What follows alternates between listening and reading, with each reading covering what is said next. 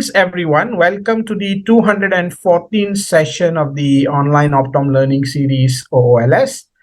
And for today's session, we have with us Dr. Ashley Wallace-Tucker. Dr. Tucker graduated from the University of Florida with a Bachelor of Science degree in microbiology and cell science before she went ahead and continued a bachelor's degree in optometry from the University of Houston College of Optometry. Furthermore, she has also completed a cornea and contact lens residency from the University of Houston. And currently, she's a partner at a family eye care institute where she does a lot of contact lenses.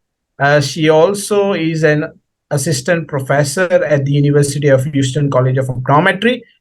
She does a lot of talks. She sits on boards of various organizations, couple of which to mention is the Scleral Lens Education Society. She sits as a public education chair. She's also advisory board member for the GPLI, the Gas Permeable Lens Institute, and also serves on the AOA Contact Lens and Cornea section. She also supports the Global Speciality Lens Symposium, where she's the program committee as well, and regularly publishes extensively in optometry journals and a regular columnist for the contact lens spectrum as well. And today, on this Sunday morning for her, she's gonna take us through how to set up, what are the things we should be considering to starting a specialist contact lens practice. So welcome, ma'am. Thank you so much for accepting our invitation, and let me just leave the screen time to you, please. Thank you so much. I appreciate this opportunity, and I am so honored and excited to talk to you about a topic that I don't get to talk about a lot, but I get to live every day. So it's starting a specialty contact lens practice. So let me get my screen going. Okay. As our host said, these are my disclosures. I have a few of them, and these are the ones that I feel are relevant for the talk that I'll be giving, because I'll be referencing some of these things that I am affiliated with, but in an unbiased as possible manner. But the things that I am affiliated with, they honestly it's been what's helped me get to where I am in my specialty contact lens practice. So here's the agenda of what we'll do today. So I really wanted to break things into what makes sense to me in a linear fashion on how I got to where I am. And I'll tell you a little bit more about my practice in a second. I think it all begins with education, not necessarily formal education, but some form of education about specialty contact lenses. What equipment do you need? What equipment is helpful? And what equipment is like the bells and whistles? Staffing. I wouldn't be anywhere where I am now without a good staff standing behind me. How to establish a patient base. Once we have all the building blocks, how do we get the patients that we want? And then lastly, just some final thoughts and ideas that I experienced over the years that I think might be helpful to you as well. And I also wanted to just mention, if you have any questions at any point in this talk, please feel free to put them in the chat or the Q&A box, and we'll answer them at the end of the talk. So a little bit more about my story. As our host said, I did graduate from the University of Houston College of Optometry in 2010. I loved it there so much that I continued on and did a cornea and contact lens residency. That's kind of what sparked my interest in specialty contact lenses. I had a fantastic year during my residency. So anybody that's a student here that's considering doing a residency, or just practitioners that may be thinking about it, I would say that's the single most important step for me. It's not the only way to get to a specialty contact lens practice, but it's what helps me really get started. Then I joined Bel Air Family Eye Care in 2011, shortly after my residency.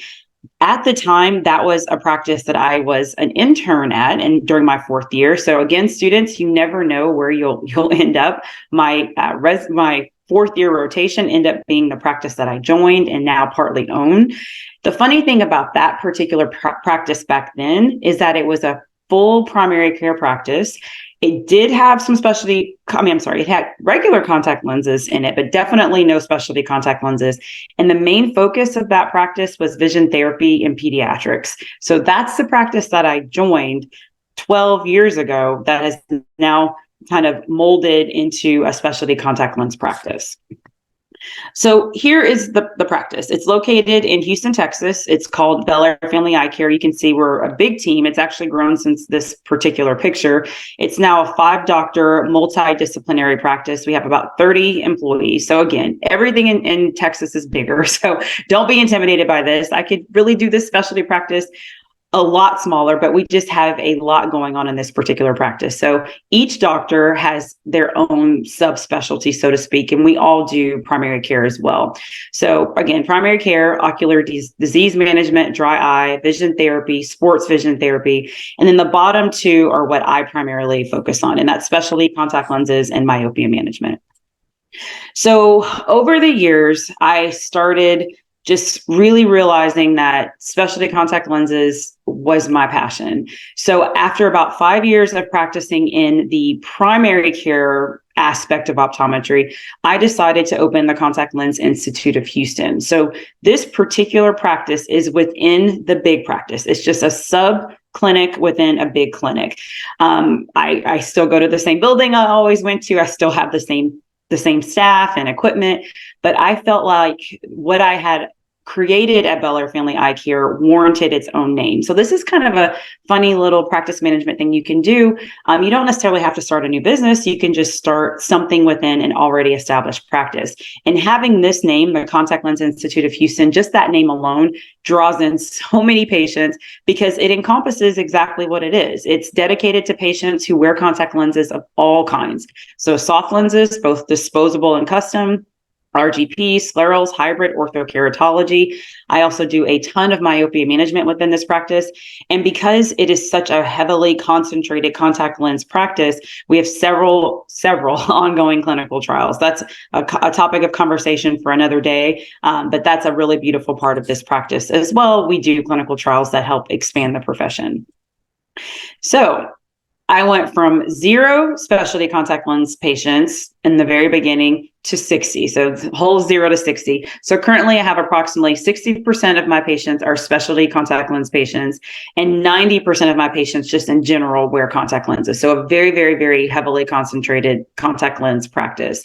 And then I like to laugh, I have a sprinkle of primary care patients. So for sanity, and I'll talk about that a little bit later, it's really nice to have just some non-complicated, very easy patients sprinkled within the schedule each day. That really, really helps me just kind of take a breather, because those of us that fit specialty lenses and have specialty contact lens patients, we know that they come with a lot of heavy stuff, a lot of things that they're dealing with, a lot of things that we as their new doctor have to deal with. Mainly my primary care patients are patients from the very beginning when I didn't have a lot of specialty patients, but they also are the family members of my scleral patients, of my myopia patients, of my hybrid patients, whatever patients. I would definitely never turn away primary care patients, but I like to generally do specialty contact lenses all day. So where do we get started? So that's my backstory. So I'll talk from now on how I got to a practice that primarily does contacts and primarily does specialty contacts. So why start a specialty contact lens practice? That's something that you have to ask yourself and really ask honestly whether or not you want to take this on, because it is a big undertaking, but it is unbelievably fulfilling. So it creates a niche within a multi-specialty practice or multi-specialty profession just in general. So for me, I was in a primary care practice and I wanted to start a niche. I wanted to do something outside of primary care. So I started something within a multi-specialty practice. But thinking about this within a multi-specialty profession, you can absolutely create a practice by itself, a standalone practice that just focuses on specialty contact lenses. You will have loyal, long-term patients. These patients that you help one time will be by your side. They will follow you wherever you go. Patients tell me all the time, if I ever decide to leave the practice, which I would not, but if I did, they would follow me anywhere. And I firmly believe that, because we create relationships, we create trust and loyalty for patients that have been really kind of disregarded a lot of their life. So these relationships and bonds are very special. Career satisfaction, I can't speak enough on that.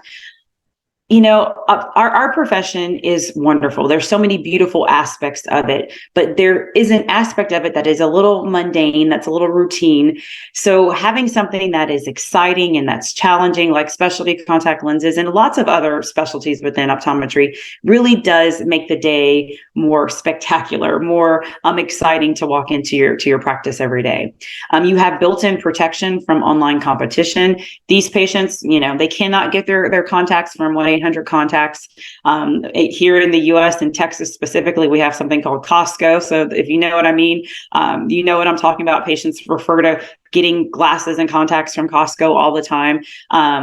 You have a built-in ability to keep what you're prescribing within your own practice. It's absolutely profitable because this is a niche. We can price these services at a level that is appropriate.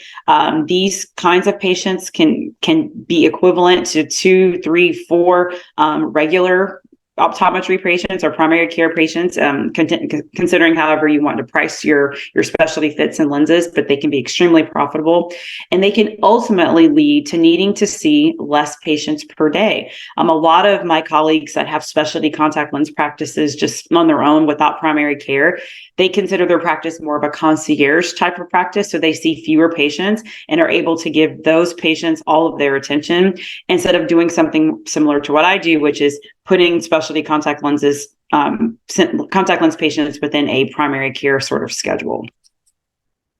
So where do we start? The first thing is absolutely educating yourself.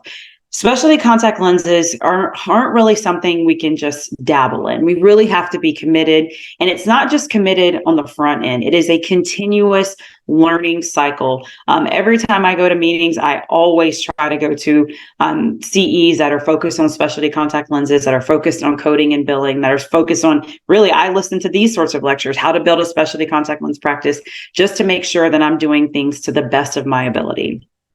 So I love this quote. I live by this quote. You can do anything as long as you have the passion, the drive, the focus, and the support.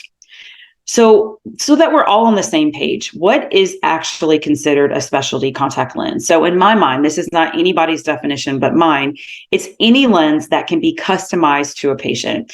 The patients that we are striving to help cannot be and have not been successful in mass-produced soft contact lens design. So those are the ones that we can just pull off a shelf and then fit the patient in. These are lenses that are truly customized for the patient sitting in your chair. And that could be a rigid design. That could absolutely be a soft design, and it could be a hybrid design. It could be a hybrid of both of those. And don't forget myopia management. I don't want to spend too much time on myopia management, but that is a huge part of my specialty contact lens practice, and really arguably one of my favorites. I love fitting special designs of all patients for all patients, but myopia management is a very fulfilling, very relevant aspect of specialty contact lenses. It includes orthokeratology, dual focus lenses, center distance soft contact lenses, both disposable and custom for both spherical patients and astigmatic patients. Center distance hybrid lenses, I use those all the time for my high astigmatic myopes. And then of course, if we're doing myopia management, we can't not speak about atropine and myopia management spectacles if they're available. So I just put this slide in here just so we can consider myopia management part of the specialty contact lens world, because it absolutely is and can be considered part of that. So the question at this point is, do we get enough specialty contact lens experience in optometry school? The general consensus, this is just not my opinion, is that no, we really don't. We don't really get enough to feel really confident when we leave optometry school. Now, this certainly depends on a lot of aspects. The optometry program that you went to, whether or not you got a clinical attending while in school or a few clinical attendings while in school that focused on specialty contact lenses, whether or not you went to an externship that allowed you to have specialty contact lenses. And it also depends on a little bit of luck or lack thereof. That's not to say that you can't get enough to get yourself started, but for the most part, we all kind of agree that really focusing on specialty contact lenses within a practice requires a little bit more than what we just get in school, unfortunately. So what does it start with? It starts with the desire and a passion to help patients in need. That's really all you need. If you are committed to helping patients, you can get to where you want to be. Two different paths. A residency, that's the path that I took, and that's the path that worked for me. But you can absolutely 100% learn on your own. And I'm going to give you some tips on how to do so. But those of you that are considering a cornea and contact lens residency, it was, I think I mentioned this, the single most important step in my journey. It helped me really, really, really get grounded and rooted in contact lenses and cornea. But again, it's not the only route. But if you're thinking about it, it has an accelerated learning curve. It's been said that any residency, but especially a contact lens residency, is equivalent to about 5 to 6 years of clinical experience. You get a very concentrated patient base. I know in my residency, I got first dibs on all specialty contact lens patients that came through the clinic. So my schedule was full of them for an entire year. It's absolutely a confidence booster. You may be not confident at all when you walk into the program, but by the time you leave, you will be very, very confident. And then it makes you more marketable when looking for a job. There are lots of doctors, especially now, that are looking to add specialties, subspecialties to their practices: pediatrics, contact lens, ocular disease, dry eye management. This is a really good way to come right out of a residency and be a really, really, really good job applicant, because you have something very unique to offer. But I'm here to tell you, you can achieve that exact same success that you get with a residency without one. You just need to do a few things. Dedicate time and annual continuing education meetings to learning all about specialty contact lenses. Attend meetings that are focused on specialty contact lenses. When you're at those meetings, sign up for hands-on workshops. I'm here to tell you, you know that I'm on the planning committee for the Global Specialty Lens Symposium. We specialize in specialty contact lenses. So those sorts of meetings definitely have workshops where you can put your hands on these lenses and fit patients and then ask the questions that you've been dying to ask.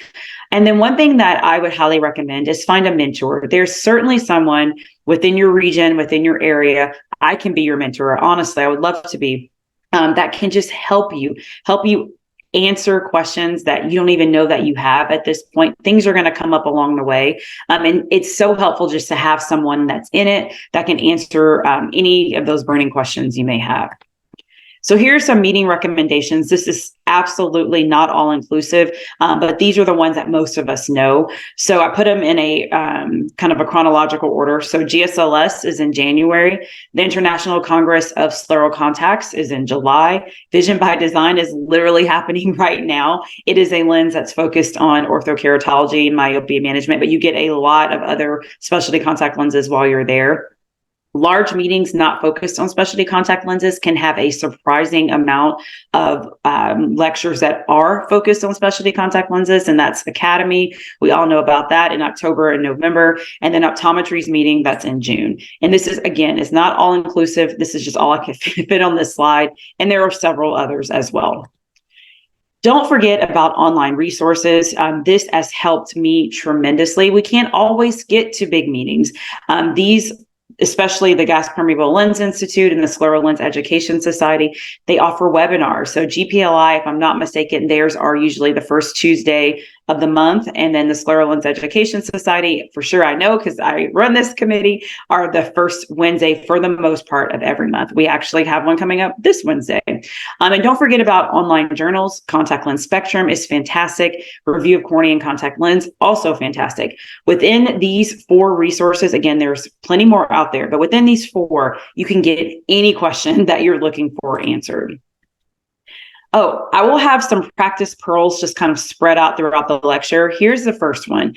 These are 4 different brochures. There's plenty more on the GPLI website, but if you are a member of GPLI or if you just sign up today, you can get access to all of these brochures. There's no point in reinventing the wheel. Don't create brochures where you can just become a member and you can get these shipped to your office absolutely for free. There's so many resources on the GPLI website and the Scleral Lens Education Society that's offered complimentary to their members. So please take advantage of that. I love having these just in and around my office. I use these as marketing materials when I go out, and I'll talk about this later, to meet doctors and corneal specialists. I bring these sorts of things so that they can give them away to their patients, and it doesn't cost me a penny. I just had to become a member. Don't forget about textbooks. I know textbooks are kind of a thing of the past. We don't really think about them, but I'll be honest with you, every single one of the textbooks that I have listed here are in the cabinet right above me in my home office, and I have referenced them many times throughout my career, but I certainly referenced them early on when I was trying to learn the ins and outs of all the different types of lenses. Again, not an all-inclusive list, but this is just kind of to get you started. The absolute hands down best resource, though, when you're trying to learn how to fit, how to design lenses, are lab consultants. These people have been invaluable in my career, and they still are. I literally consult on lenses every single day. I've been fitting specialty contact lenses for 13 years, and I consult still to this day, and I learned so much from them. They are the epitome of a resource. They know the lenses that you're choosing to fit better than anybody. And what I do is I consult, I tell them all that they need to know, and I learn from what they tell me that they are doing to my patient's lens. And every single day I learn something new. Another little tidbit is the lab or the design, the lens that you're choosing to fit will have a manufacturer or lab rep, someone that will come to your office and kind of talk to you about the design. They can be an excellent resource too. They can help you fit. They can actually be there when you're fitting patients, or they'll hire doctors that are experts at fitting that lens. They will pay them to come to your office to teach you for a half day, even for a full day sometimes. So you may not know that that is available because it's not necessarily something that's advertised a lot. But if you tell your rep that you're interested and you're really dedicated to fitting, they will bring someone into your practice to help teach you how to fit. And a little practice pearl here, if they don't have that available, look for a different lab, because there are lots of labs that do that for doctors, because they want to empower you. They want you to fit their lens, and they're going to do what it takes to get you comfortable. These are some helpful certifications, absolutely 100% not required. But when you're going through the process to get these certifications, again, it's a huge confidence builder. It helps elevate your knowledge to a level that you probably can't anticipate that you would get to, because you're put on the spot. You're having to create these cases. You're having to defend the cases in order to get these fellowships. And it just makes you feel good. It makes you feel really great that you have these letters behind your names, and patients respect that. They actually seek out doctors when they are in a desperate situation to be fit. They seek out doctors that have some of these certifications. So a fellowship of the Scleral Lens Education Society, fellow of the American Academy of Optometry, of course, a diplomate, which is the highest level of the American Academy of Optometry. And then there's the fellowship of the International Academy of Orthokeratology and Myopia Control.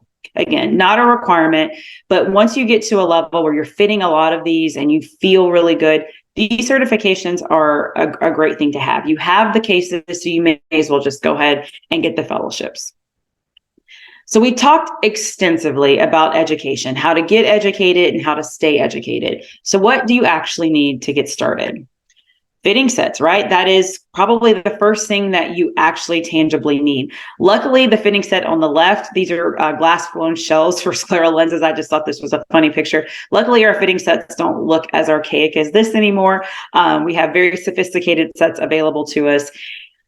And it's up to you on how many fitting sets you want to get. A lot of labs offer them at a reduced price if you are dedicated to fitting their lens, or if you already have an account with them. Some will even comp them if you fit a certain number of their lenses within a certain time frame. But all of that is negotiable. So if they give you a price, ask if they can do better. You shouldn't really be forced to spend a high amount of money on these fitting sets, especially if you're committed to fitting. So here's some that I have in my practice. A corneal RGP, one that I just really feel comfortable fitting, a reverse geometry RGP, a keratoconic corneal RGP, of course, a scleral fitting set, maybe one or two of those, a multifocal RGP, depending on which one you like, translating or aspheric. Perhaps you might want to consider a hybrid and a custom soft contact lens fitting set as well. But I'm here to tell you, fitting sets, as fantastic as they are, a lot of them in my practice, not all of them, are just collecting dust. I use fitting sets early on, but now the fitting process has become so sophisticated. Many lenses can be empirically designed by you in the lab without a fitting set at all. That's not every lens, but a lot of lenses. And all you really need to provide is the best possible refraction, a very, very, very good topography, and then some labs also require an HVID, which you can get from your topography most of the time. There's also a lot of sophisticated fitting calculators online. This is a couple, one for orthokeratology lens, one for the hybrid lens. There's several more out there, but again, you really don't even need as many fitting sets as you used to. When you decide on what lens to fit from each category, that could be something that you want to consider as well. Do you actually need the fitting set, or can you just use a fitting calculator, or can you just design it empirically with a lab consultant? Another practice pearl, make sure you choose labs that you enjoy working with. If you're brand new to fitting specialty contact lenses, just get a colleague's recommendation. Again, I would be happy to tell you the labs that I enjoy working with the most. Things to consider is consultation. I should have bolded that even more. Consultation is hands down the most important aspect of choosing a lab. You need to find a consultation team that you feel comfortable working with. I have never met a consultation team that makes me feel dumb, even when I feel dumb, but there may be some out there. So you definitely don't need that in your life. You want people that make you feel empowered, that makes you feel like you can ask those quote unquote dumb questions. You also need to think about business hours. If you're in the US on the West Coast and the lab is on the East Coast, their business hours may not work for you. So you may want to find a lab that is close in proximity to you. Lens prices, of course, there's not going to be a huge amount of variation in lens prices just because the market is competitive, but that is something to consider. You want to bring down the cost of your overhead and cost of goods down as much as possible. The warranty remake policy, that is huge. The lab that I work with the most has a 4-month unlimited remake policy, which is extremely generous. That used to be 3 months prior to COVID. Now it's 4 months. And that extra month is very important to me because I have a lot of patients that come from out of the state, out of the country. So I need every bit of that warranty time I can get. The return policy, you don't really want to think about returning lenses and abandoning a fit, but that could and will happen, to be honest with you. So you need to know the return policy. For me, it is no questions asked. We can cancel as long as we do it within the warranty period. And then shipping times. We definitely don't want to deal with a lab whose shipping times are unreasonable. A week to 10 days at most should be the turnaround, but really 2 to 3 days would be even better. And that also depends on geography and where you are in proximity to your lab. Okay, so we have talked about fitting sets. Now let's talk about equipment. What is absolutely 100% necessary? This is a picture of one of my exam rooms. It's pretty basic, pretty straightforward. You have to have a 4-opter. I guess you could get away with using loose lenses or a trial lens set. That's just making life a little bit harder. So a 4-opter, absolutely. A slit lamp. And then I really, really, really strongly believe that you need a topographer in order to be practicing at the highest level for specialty contact lens fits. Oh, good. I have this slide here. Why do you need a topographer? I'm here to tell you, and this is the truth. When I first started in a primary care pediatric vision therapy practice, I did not have a topographer. The doctor that hired me, that now is my business partner, asked me if I really thought I needed a topographer. And, being young and naive, I said, well, I don't know, maybe I don't. We had a really good autorefractor, autokeratometer that gave me a very basic topography map. So I practiced for about 3 or 4 years fitting specialty lenses as I was building my clientele without a topographer. But now that 90% of my patients are contact lens patients, 60% of them at least are specialty contact lens patients, I really feel like I need a topographer. But this can be on your wish list. You don't absolutely have to have it, but it is truly necessary to diagnose and manage many, if not all, corneal conditions. It's very, very helpful when designing lenses, and it may be required to fit certain types of lenses. So in this day and age, if I had to say what is absolutely necessary, I would say topography, but I would be remiss to not tell you that I didn't start with one. So put it on your wish list and get it as soon as you can. Here are a couple things that just makes life a little bit easier. You may be thinking, what are those things? So the one on the left is a contact lens magnifier or a loop. This is a very little inexpensive magnifier. You probably got it when you were in optometry school. It may be collecting dust somewhere, but I use my loop every day. I use it to examine lenses to see if there's any chips or cracks. I use it all the time to look at markings on lenses because I have patients that come to me from other offices and I want to know what design it is. A lot of lens designs have manufacturer markings or kind of barcodes on them. I use them for orthokeratology lenses all the time to look again to make sure the patient's wearing the right lens, because all of my lenses have the parameters listed on them. A radioscope, which is the picture on the right. This is a fantastic piece of equipment. They're very hard to find because I don't even think they're being manufactured anymore. But when you have patients coming in with corneal RGPs that they love, that they've been wearing for years, and they just want you to duplicate and they have no access to their records, it's really nice to be able to get the base curve by using a radioscope. A lensometer, of course, will help you figure out the power on these lenses that patients are coming in that are kind of unknown to you. A lensometer, of course, is really helpful when you are making and designing glasses for patients, especially those keratoconic patients that have a pair of glasses that works for them and they just need a backup pair. If you have a lensometer, you can verify the power on those glasses. And then a modification polishing unit. I have one of these. I do not use it very frequently, but it is helpful if you have to put a little bit more minus or a little bit more plus into a lens. That is for sure a skill that many of us kind of just brushed off in optometry school. This is absolutely not required at all, but if you have one, it's definitely helpful. If nothing else, just polishing lenses for patients. And these are the bells and whistles. This can make your life a lot easier if you have them. Again, not required, but maybe something to put on a wish list. An autorefractor, autokeratometer. You may have this as part of your necessary equipment. I personally would have it, but it's not absolutely necessary. But I use this when I'm doing over refractions over my sclerals, over my hybrids.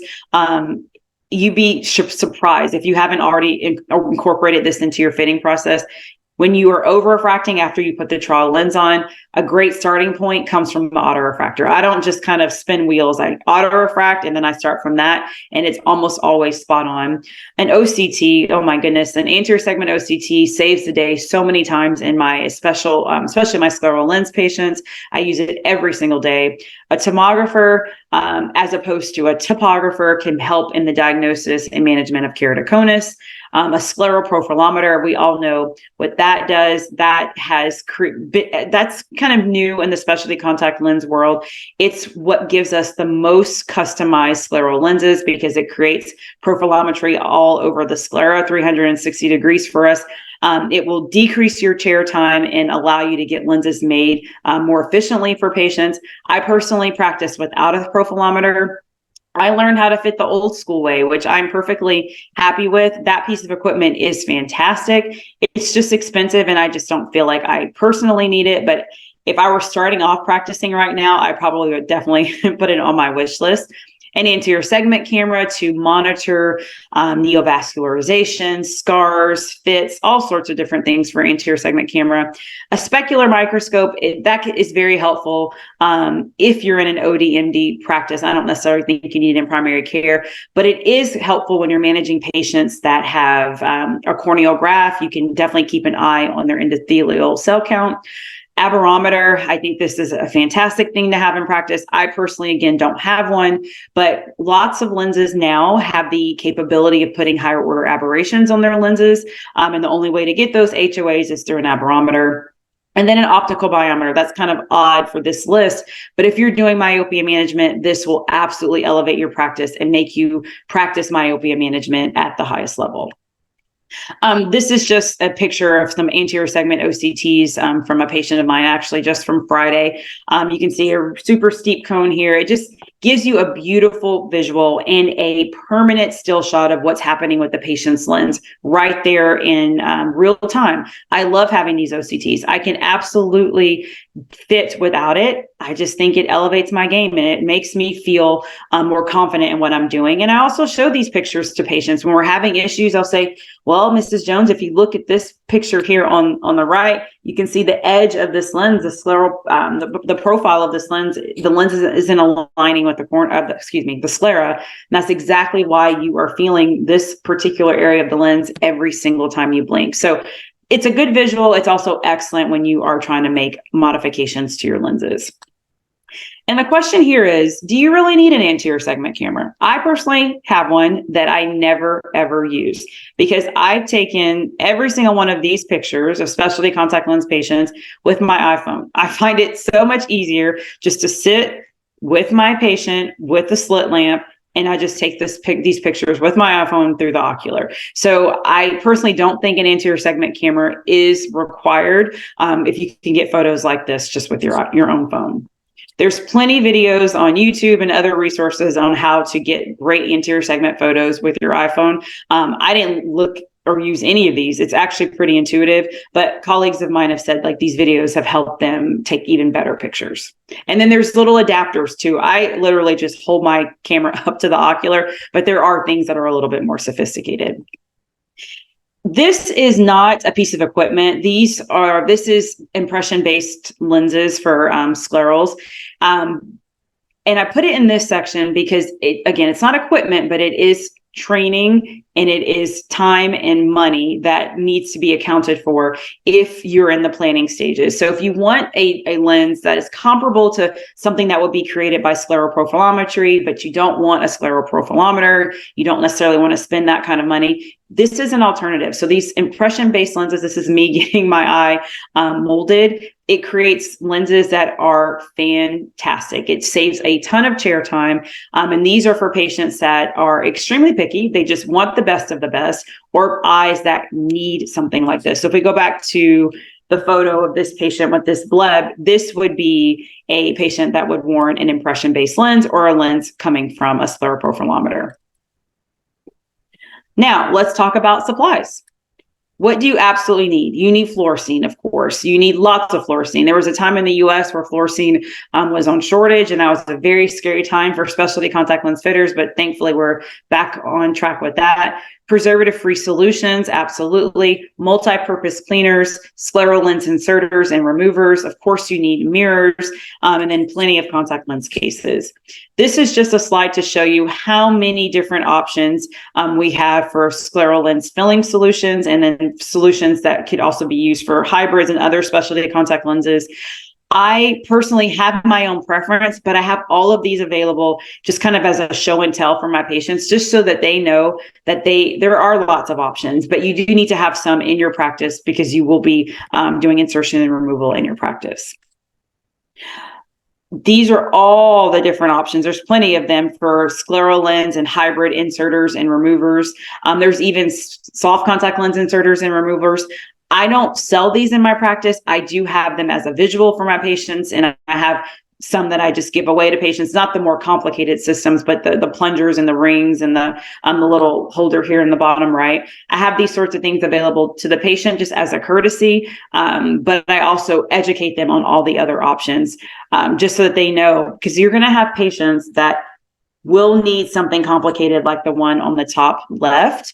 I have a patient just last week that had a stroke and his whole right side is paralyzed. So obviously he doesn't have two hands that are able to be utilized to put lenses in and out. So these more complicated systems have been a lifesaver for him. He just uses one hand to open up the eyelid, and then the scleral lens is sitting on one of these systems.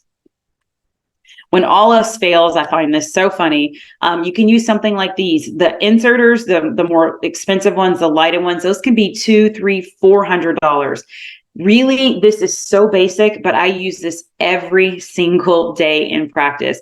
Patients don't need to spend hundreds of dollars on these expensive inserters. You can create something very basic like this, and it serves exactly the same purpose. To take this to an even higher level, you can put a little tea light underneath the cup and cut off the bottom of the plunger, and there you go. That's your light source. So this costs just a couple dollars versus some of these that can cost a few $100s.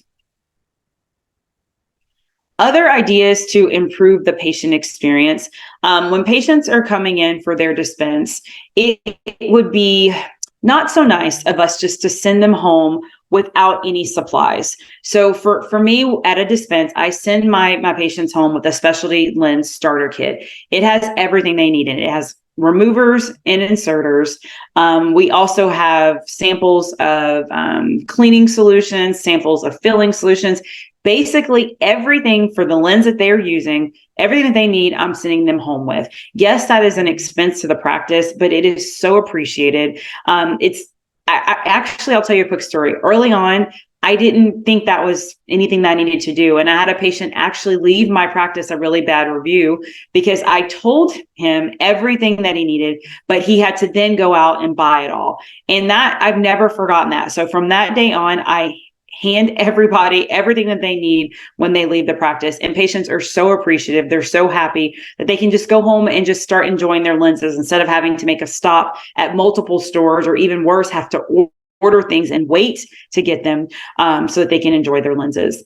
Make sure you also send home written handouts, and I'll show you an example of mine, of all the steps, everything that they need to know about inserting, removing, cleaning, storing, everything. Because on average, how much do you think a patient remembers about a conversation? Just in general, what do you think?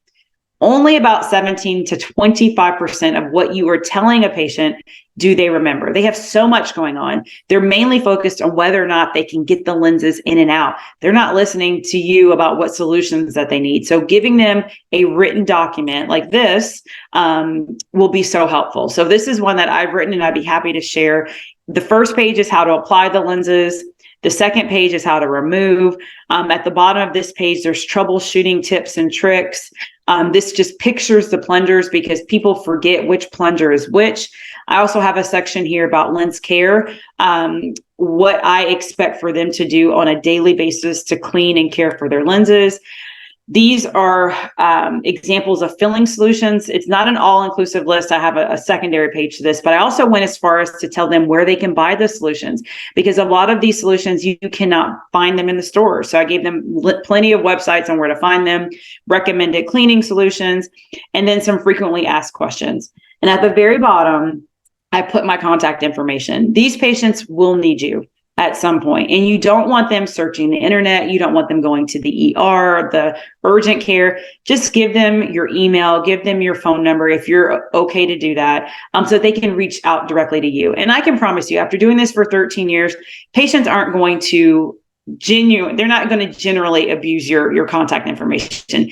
Most of the time, when my patients contact me, it's because they really need me, and I'm grateful that they've contacted me. I also give them one of these QR codes to kind of show them how it reiterates the application and removal training that I've given them in office. So we spend as much time as patients need, sometimes multiple days, but I have created these videos. I'm the one narrating them. I have a staff member actually putting the lens on and taking it out, but I'm the one telling them step by step on how to put in each one of these lenses. So in that starter kit that I send home, I send one of these little cards home with them, whichever lens is appropriate. And then we have educated ourselves. We have figured out what equipment and supplies we need. Now we need to talk about staffing. So this is a current picture of my staff. You can see it's grown even more. We were excited about our Houston Astros winning the World Series last year, so that's why we took this picture. So let's go from the front to the back. So front desk staffing. It doesn't matter how many people you have. This is my front desk staff. It really does. You can have 1, you can have 10. All of them, anybody answering the phone must be well versed in the following. So they must know your expertise. They must know what you're willing and able to fit. They need to know about your training, your expertise, your certifications. You may be thinking, well, why does my staff need to know that? People ask. They ask, what is FSLS after this doctor's name mean? What is the FAAO? What is this, and that? They want to know. And it is a beautiful thing for your staff to be able to sell you to the person on the phone, to be able to brag about you. You deserve it. Tell your staff what it is so that they can tell the patient, because patients really respect and they find that very appealing for about the doctor they're getting ready to come see. Your staff needs to have a general idea of the contact lens designs that you're fitting. They don't have to be experts, but they do need to be able to answer questions like, does your doctor fit that lens that is like hard and soft at the same time? Your staff needs to know, oh, that's a hybrid. Or does your doctor fit that lens that you that kids sleep in, your staff should know immediately that's orthokeratology. So that kind of thing. I actually have had to go through so much training with my staff, and I'll talk about how I got them to the place where they are now. But we can't take for granted that they know as much as we do just by osmosis. This is not their language. This is not what they speak on a daily basis. So they need to be as well versed as possible. They need to know the types of patients that would benefit from specialty lenses. They absolutely need to know the fees that are associated with fitting. We definitely don't want to give patients a higher fee than it's supposed to be, but certainly not a lower fee than it's supposed to be. And they need to be trained at scheduling. That is probably even more important than being able to brag about your certification. Scheduling is huge, and we'll talk about that in a second. So how do you train your staff? So for me, this is what's worked for me. You may have some better idea. Please tell me if you do. I center staff meetings around specialty contact lenses, and not just once, multiple times. We have staff meetings every single Wednesday morning from 8 to 9. We have such a big team, so many specialties. We have to constantly regroup and re-educate and just spend time together as a team so that we're cohesive. So once a month, there's one staff meeting that is about contact lenses of some kind. So it may just be talking a little bit about ortho-K or a little bit about scleros, or it could be talking about some issues that have been coming up with billing and coding. It's a variety of topics, but we definitely dedicate time to talking about contact lenses every month.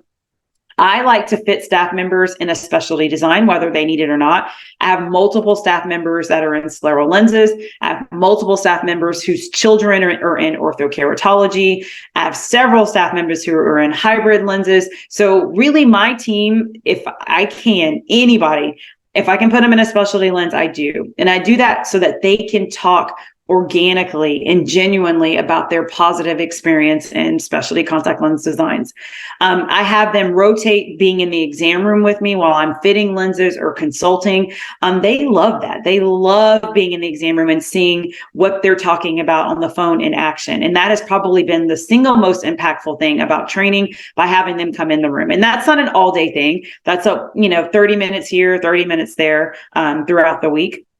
And then I provide them with a cheat sheet. I don't expect them to remember every little thing. I've written a cheat sheet that breaks down what every lens is, the most frequently asked questions about those types of lenses, what my certifications mean, anything that I want them to be well versed on, I've put in writing.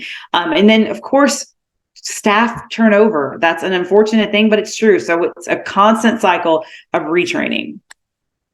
So in the slide a couple slides ago, I said whether or not there should be a consultation versus no consult. And this is a personal preference. Over the years, I've gone back and forth on whether I want to consult with the patient prior to their initial visit, or whether I just let them come in and we do everything all in the same day. There are certainly advantages of a consultation visit prior to the fitting visit. And I don't do this for every patient. There are just certain red flags on the phone that I kind of have my team look out for. A patient that's really anxious, a patient that has an extensive history. My team just kind of knows which patient I might want to consult with.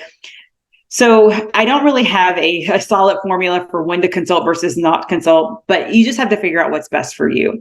But here are some of the advantages. It provides designated time to discuss the details of the patient's case prior to coming in, because some patients will have, like what's pictured on the left, a file this big. I mean, you can spend the entire initial visit just going over their past history. It can allow for a more efficient fitting visit. It may allow you to look into the insurance benefits ahead of time, so the patient knows whether or not their insurance will cover the visit. You have time to discuss the patient and the doctor expectations, and then you can decide whether you're going to charge or not charge. I personally think there's no service ever that you shouldn't charge for, but it's up to you. If it's a short consultation and you just want to do it for your own peace of mind, then maybe don't charge. But if it is an extensive time suck of yours, I would absolutely charge and then apply it to the actual fitting. A specialty contact lens contract, I certainly am a believer in this. I do think it's necessary. It defines the fee schedule very clearly for the patient. It lets them know that there will be a certain number of expected follow-up visits. Patients should know that this is not going to be a one and done sort of situation. They should expect to have a certain amount of follow-ups. The warranty period, that is huge. Patients need to know when their warranty period starts and ends. And you need to clearly delineate the refund policy. No one wants to expect to have to abandon a fit, but sometimes it just doesn't work out. So what must be done during the initial visit? The things that I've listed here could have already been done in the consultation visit. If not, you can do it in the initial visit. A topography, an autorefractor, visual acuity, refraction. I wanted to put a star next to this one because this is one that I make the mistake of not doing quite often, even though I know that I should. I'm just anxious to step right in and do the fitting. But many patients want a refraction. They want a pair of glasses that they can use when they're not wearing their specialty lenses. Those of us that do this know that many times a refraction is impossible, but about 30 to 40% of the time, you can put glasses on a patient that wears specialty lenses. They are not going to be anything like the vision in their specialty lens, but it's something that is functional for them. So what happens to me is I'm done with the fit. The patient's been wearing sclerals for 6 months, and then they call in asking for a glasses prescription, and I never did one. And that is super irritating to me, and it's my fault. So I would put into your routine to at least try to refract. If the patient can't be refracted, make a note. Refraction is unavailable or can't be done, but it's very helpful to actually have that at the end of the fit if the patient wants it at some point. Of course, a thorough slit lamp exam, the contact lens fitting, any special testing that you want, and then time at the end for questions and answers. This is really important, and someone brought this to my attention. There is actually a psychology of specialty lens fitting. These patients are hopeless. A lot of them come into you totally spent emotionally, physically. They're just very, very, very sad. They need reassurance from you that you are going to do something different from other doctors. You need to be prepared for that because sometimes it can be an emotional dump on you. But you just be honest, be compassionate, be understanding. Most of the time, and I can attest to this, most of the time you can do something different. Those of us that fit specialty lenses, we're special. We have the ability to do things that other doctors haven't done or haven't tried. So I would say 90% of the time I'm able to do at least incrementally better than they've had before. But most of the time it is dramatically better than what they have. Do not overpromise and underdeliver, but be honest and let the patient know you're going to do your very best to get whatever they need accomplished in this fitting process. And just telling them that, being honest and open and compassionate means a lot. But sometimes they can give you some pretty heavy stuff to deal with as a practitioner. How much time is enough time? How much time should you allot? So for that initial visit, 45 to 60 minutes, that's what I typically do. They will definitely be in the office for much longer. But if you're sprinkling primary care patients in, you can start the fit, send them out for specialty testing, and then do another exam if that's how you want to practice. Follow-up visits, typically 15 to 30 minutes. Again, may be in the office much longer. They will be in the office much longer. But for me, I kind of toggle between specialty patients and primary care patients and follow-ups throughout the day. There is an art to scheduling. There truly is. Do not schedule multiple fits or follow-ups back to back. That is asking for trouble. It's just asking for you to get behind and to truly lose your mind. You may want to consider pre-designating certain slots in your schedule each day for certain types of patients and for certain types of fits. I even look at the actual patient and determine, okay, Mrs. Jones, she has to go at the end of the morning on Friday or the very first patient of the afternoon. I'm very strategic and very protective of my schedule because as you get busier and busier, you'll see like certain patients will truly suck the life out of you, suck the life out of your schedule. And you just have to be strategic and be protective of your sanity. Absolutely. You or someone on your team has to become very familiar with medical and vision insurance if you're going to accept it in your practice. Someone needs to be able to verify benefits, look into pre-authorizations when it's needed, be able to explain benefits to patients, and of course, code properly so that you can get paid properly. Insurance, medical versus vision is a very tricky thing in the US. Patients just don't understand that medical insurance does not pay for medically necessary contact lenses. And that's understandable. Both of them have medical in them. So you would think medical insurance would pay for medically necessary contacts, but in the US, they do not. So that's a very, very big thing that has to be dispelled with patients. And that takes someone, hopefully other than you, to be able to explain that to your patients. Here's some great billing and coding resources. GPLI has an excellent coding and billing webinar on their website. CE meetings, certainly you can find some there. I have personally found the best resource is an experienced specialty lens fitter. I use my colleagues all the time and ask them, how do you bill that? Did you get paid for this? What do you think? We bounce ideas off of each other. You certainly cannot depend on insurance companies to help you. They are not there to help. So don't think you can use the actual insurance to give you ideas on how to properly build. They'll just refer you to your contract with them, which is like hundreds and hundreds of pages. So these top three are your better bet for getting a good information about billing and coding. One practice pearl, and I am not saying this lightly, if you can, do not take insurance. That would be ideal. I am not there. I definitely take insurance, but if you're starting out and you have that as an option, strongly consider that. But if you do take insurance, like I do, make sure you chart like you will be audited tomorrow. Once you start fitting lots of specialty patients and billing and coding for them, you're on a watch list. So you want to make sure that you are coding and billing properly and charting like you are a true maniac. Put everything in your chart. Because nothing is worse than being audited and then having a negative outcome. So please be sure to chart appropriately. So we are that was all front desk. Oh my goodness. So now we're moving on to the contact lens technician role. Things to consider when hiring. You want somebody that's positive and upbeat, someone that's willing and desiring to help patients. You want them to be enthusiastic and patient. And they need to be able to work with patients of all ages. So from the littles to the geriatric patient. Because if you're doing myopia management, you're definitely going to have a lot of young kids. Even if you're doing keratoconus management, we're seeing keratoconus younger and younger, 12, 13. And then we know patients of all ages wear specialty lenses. Everything else can be trained. And I am a firm believer in that. You want to find someone with these top 4 categories, and you can train them to do the technical things that you need them to do. Some of their key roles is education. You want them to be aligned in the messaging that you're creating. They are an extension of you. So all of that training I was talking about earlier, that applies to technicians as well. They need to be able to have the patience and the skill to empower patients during the application and removal training. They need to be able to do all the special testing like topography, OCT, biometry, all of that. And they can serve as the liaison between you and the patient. You don't have to answer every email, every message that comes to the practice about specialty lenses. They should be able to answer some of those questions for you.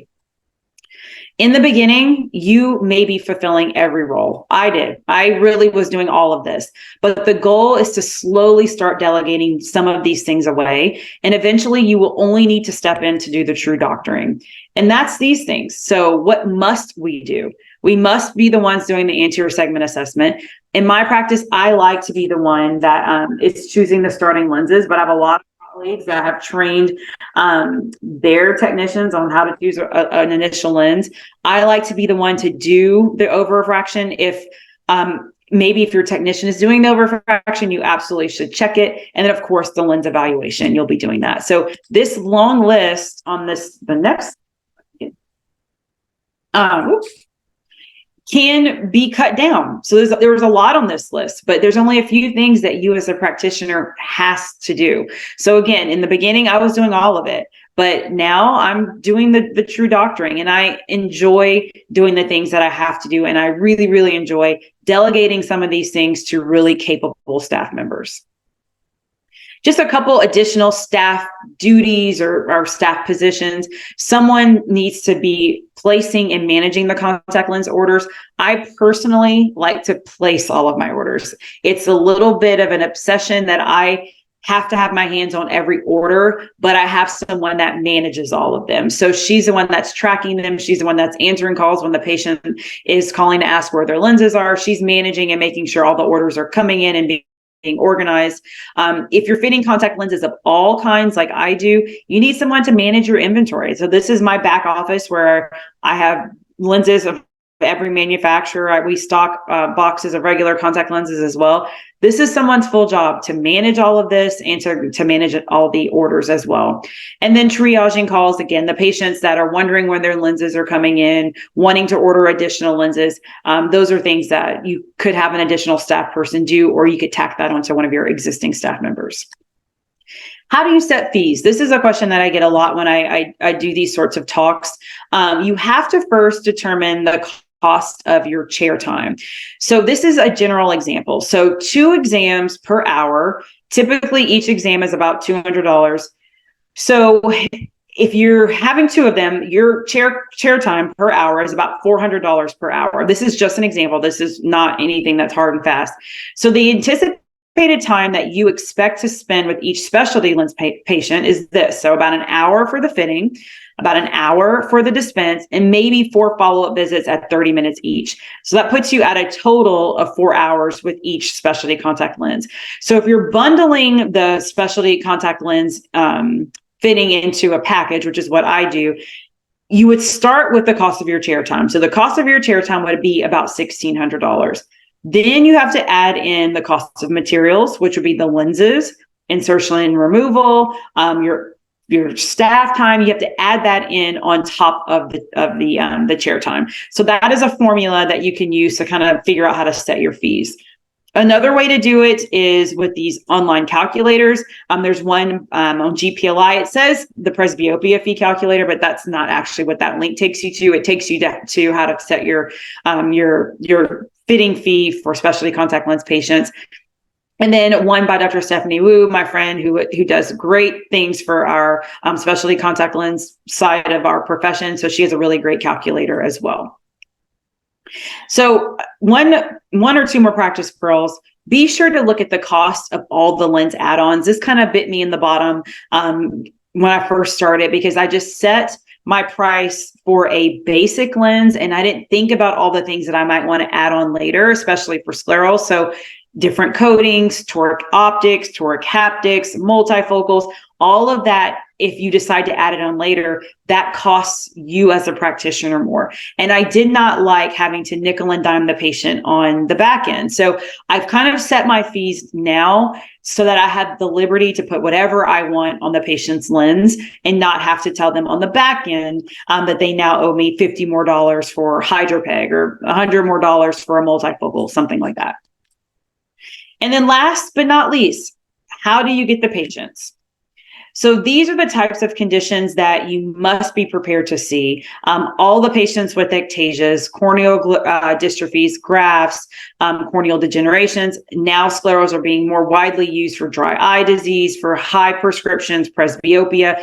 This isn't an all-inclusive list, but these are the type of patients that you want to see in your practice and that you will see once you start fitting.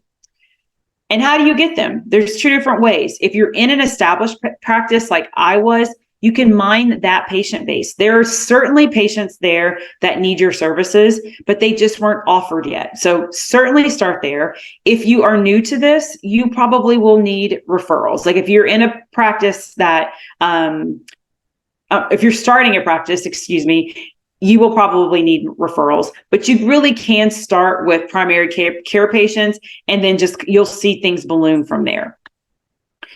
So first, you need to build from within. Absolutely. So your website needs to be all inclusive of all the things that you, all the types of patients that you want to see and the types of services that you want to offer. Make sure you have a section on your website that talks about all the different contact lens designs so that when patients are searching for them online, your practice comes up.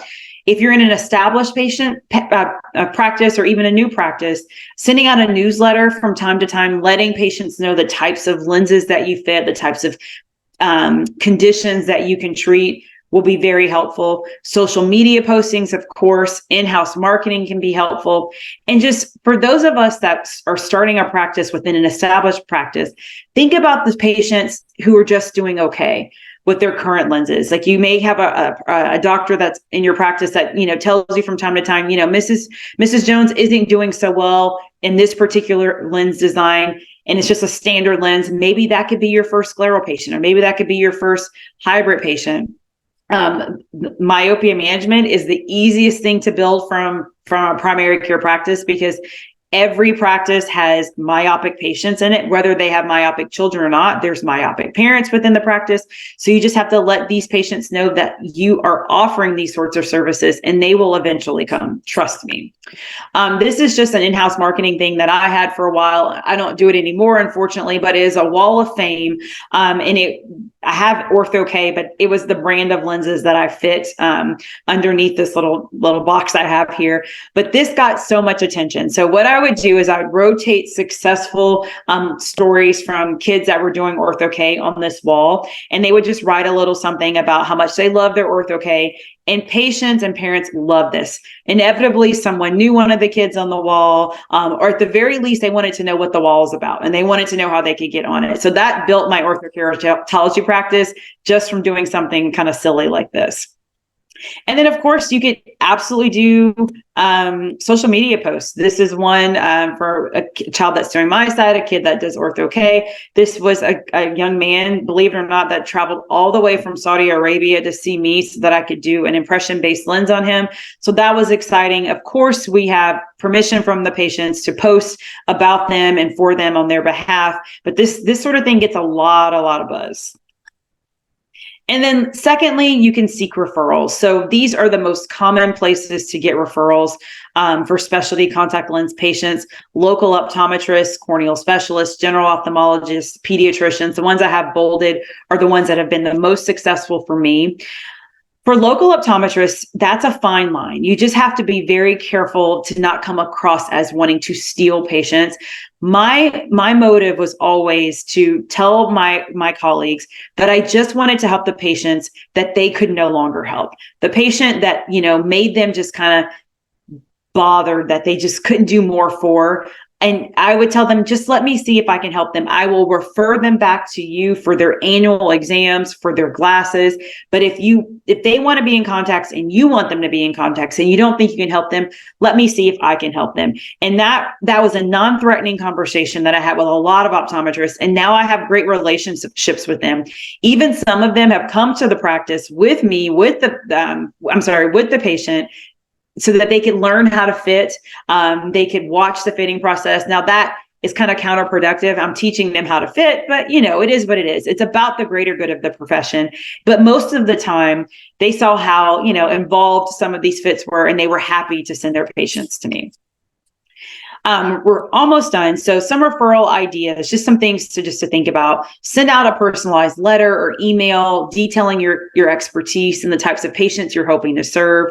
You can kind of visit the practice from time to time. You don't want to be pushy. You don't want to be abrasive with your approach, but maybe schedule an in-office visit to talk with these doctors, or just stop by with some goodies and some cards, just letting them know that you're in and around the area and that you're happy to help them with their patients. You can do some cold calls if you would like. What helped me the most was networking at local society meetings. We have just, optometry friendly meetings throughout the years with a CE lecture and then a dinner, and that networking hour, organically conversation just comes up about what you like to do, what their specialty is, what your specialty is. And those casual conversations have led to a lot of referrals.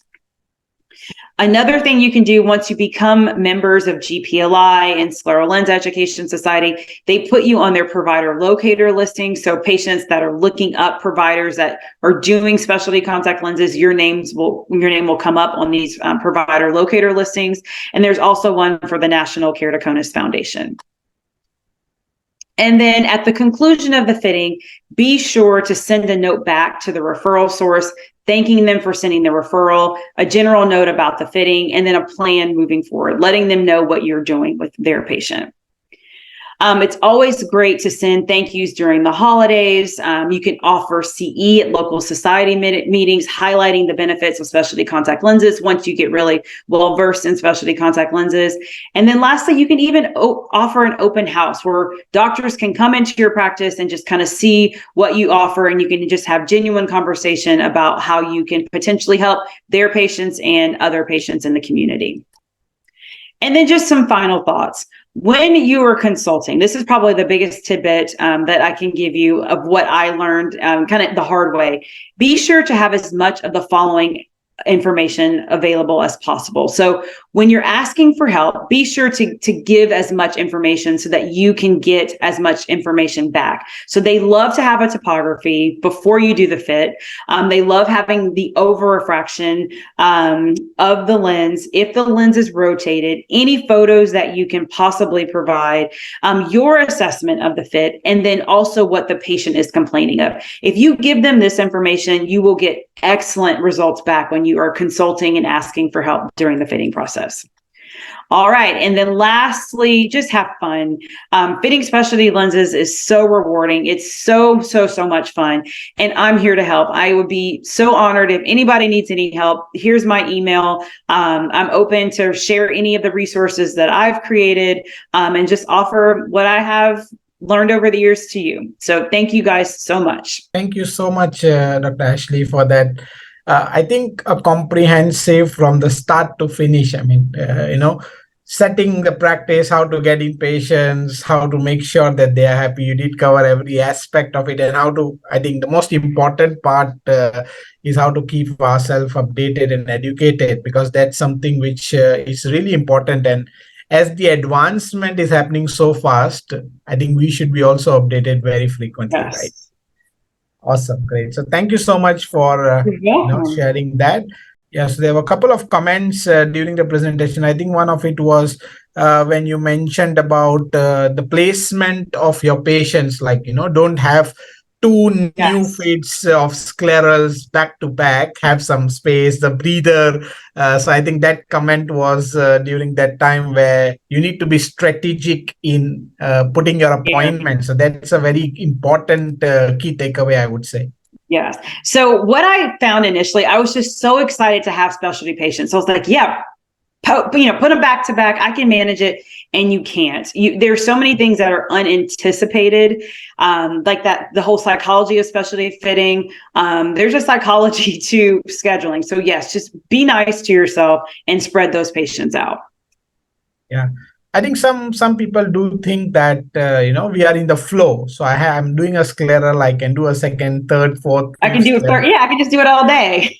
Yeah, we can do it all day, but I think you do need that breather to kind of relax and have a normal, primary eye care, or probably a simple soft lens patient where you can just relax your neurons and then go ahead and do the best for your second patient. Yeah, that's really good takeaway. Yeah. All right. I'm just going to take one more question, a couple of questions which have popped in. I think somebody wants to know any recommendation if they probably want to start a practice or something like that. Any recommendation in terms of getting a topographer? What would you, let's say you had a chance and you're opening up a practice, which one did you go for? Okay. So I am a huge advocate for combination pieces of equipment. So I personally have an Oculus keratograph, which is fantastic. It does topography and it does dry eye assessments. But I also have a Maya, which is a topographer and a biometer. So, oh my gosh, in retrospect, I probably just would have bought the Maya by Topcon because it gives you a fantastic topography and it also gives you biometry for myopia management. So anything that has more than one functionality would be what I would recommend.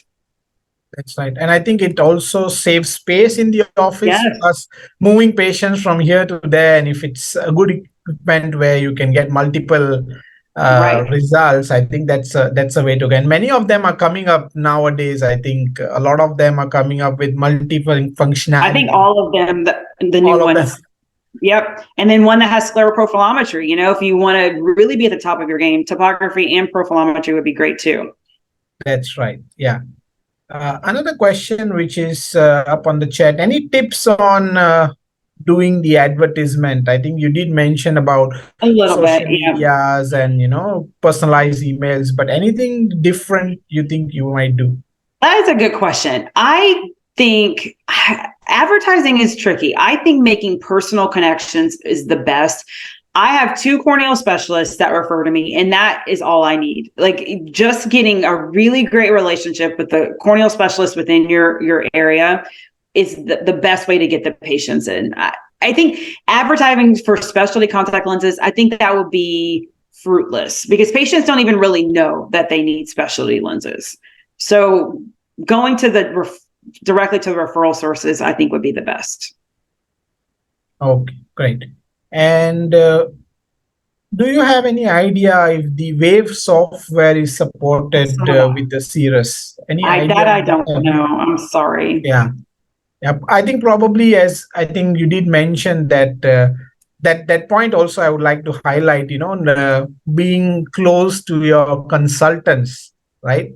So I think if you can speak to the consultant, they are gonna be your best friend in your the entire journey, right? Yep. Yeah. So probably some consultant from either of the company would be able to guide this particular question. So that's great. And I think we'll take one more question, Dr. Ashley. Is any thoughts on when would you choose an impression-based sclerals versus a diagnostic sclerals? Yeah. Sure. So two different categories. There are patients that are completely impatient and they do not want to be involved in a lengthy fitting process, and they have the funds to support it. So that is one type of situation. So I always offer it. So that's one. And then there's patients that their corneas and their scleras, are so irregular, like that bleb that I showed you, or a very significant pterygium or pinguecula. Those patients are the ones that I tell them, look, you will have a much better success with an impression-based design. But the price of these impression-based designs are prohibitive. So it's a kind of a difficult situation. And I fit them a couple of times a month just because of the price. But I do tell every patient that it is an option. Right. And I think just to cover up the second part of the question on suggestions for pulling in more patients to the clinics, I think you did have a list of multi-speciality where we can cross-referral, which you did mention. Any other thoughts? Yep. Gosh, I'm trying to think anything else. I really feel like I would just like to add on, if you can. Please. I can't think of it. Because in this part of the world, there is a lot of vision screening happening as well. So I don't know whether that's relative, but I think doing school screenings, vision screenings in the community, that would also be one of the way to kind of pick up patients, not only for primary eye care, but from that you can pull in for specialty care as well. So yes, for sure. Any thoughts? Yeah. For sure. Yeah. Awesome. Great. So I think thank you so much, Dr. Ashley, for that wonderful presentation and, taking us through your journey on how to build up a practice. And I think you did cover specialty contact lens, but you also gave us ideas of not only contact lens, but any specialty for that matter. Yeah. You can apply this as, a sequence and put it into, you want to have a binocular vision, pediatrics, vision therapy, low vision, or any other subspecialty. It can be replicated, right? So thank you so much for sharing that. Thank you for having me. Yeah. We do have a session planned on the next weekend. Until then, take care, be safe, and I hope to see you during the next session. Take care and bye-bye. Bye, Dr. Ashley. Thank you.